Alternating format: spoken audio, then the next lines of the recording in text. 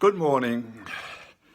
We were thinking in the last of these basic talks about God creating man and putting him in the garden. Putting him in a garden to look after the garden and care for the garden. Giving him immense abilities.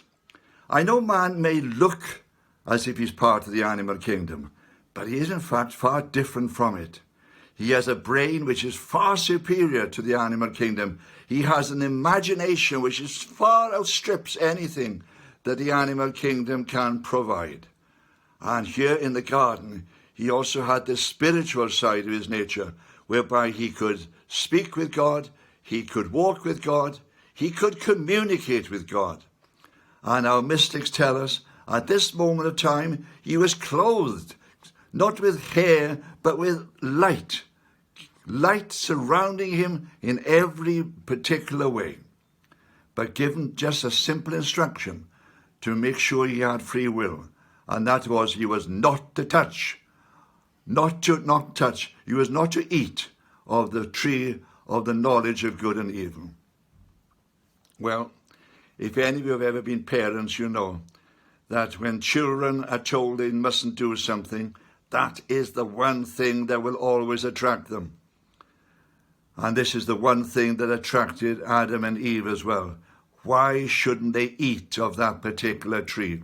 I don't want to go into too much about the story of how Eve was tempted at the moment, but I want to say quite simply, he disobeyed God. It's as simple as that.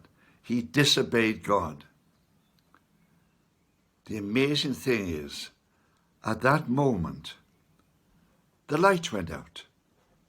The light with which he was clothed. And suddenly he realized he was naked. God still comes looking for him and calls to him. And he says, he hides behind the trees of the garden. Now, we do the same thing, you know.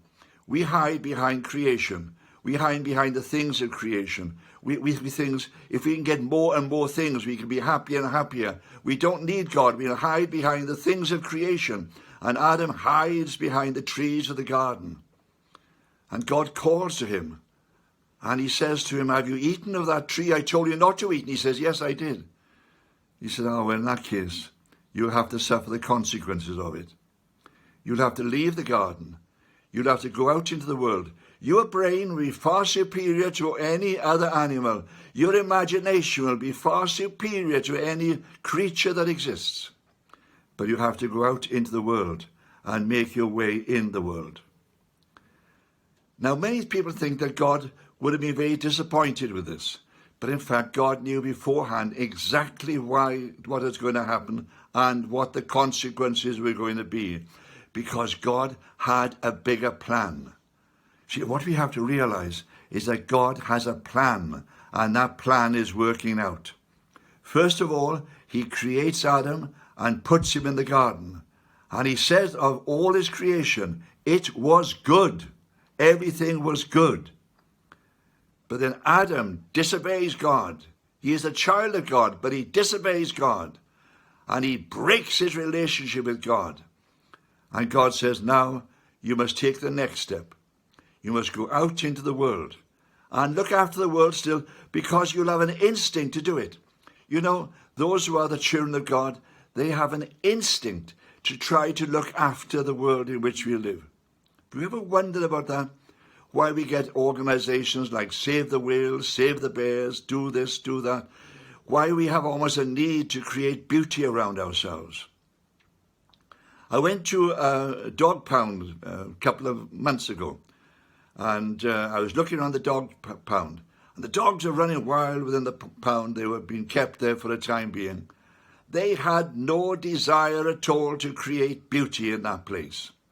And I thought, why can't it be tidied up? Why can't we do this? Why can't we do that? See, my mind was immediately working, trying to create order and beauty out of what was in fact complete chaos. That is still part of the human nature, to try and create beauty.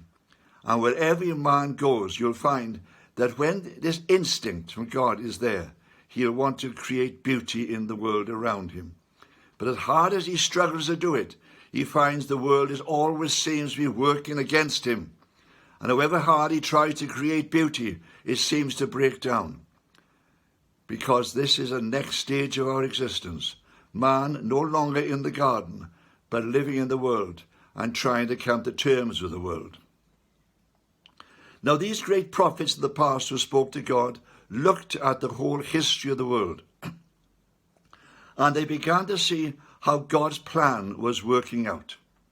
God's plan was to, in fact, bring man to a point in his life where his need for God would be so great that he could overcome his natural nature, and reaching out to God would ask God for a solution to his problems, a solution that God was going to give to man, not immediately, not in the next couple of generations, but he was going to give the solution to man at a certain point of time. And that solution we will be talking about in the future. Amen.